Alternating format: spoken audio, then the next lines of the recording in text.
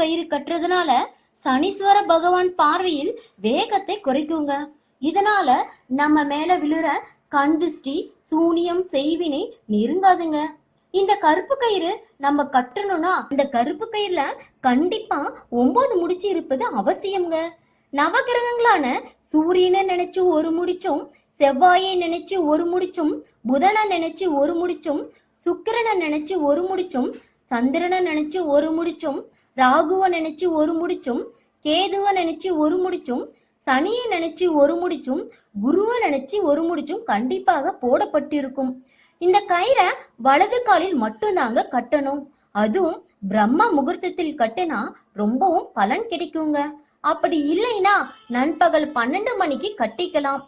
இல்ல சனிக்கிழமை சனி ஓரையில் கட்டிக்கொள்வது மிகவும் சிறப்பானதாக இருக்குங்க. இந்த கயிறை ஆண்கள், பெண்கள், குழந்தைகள்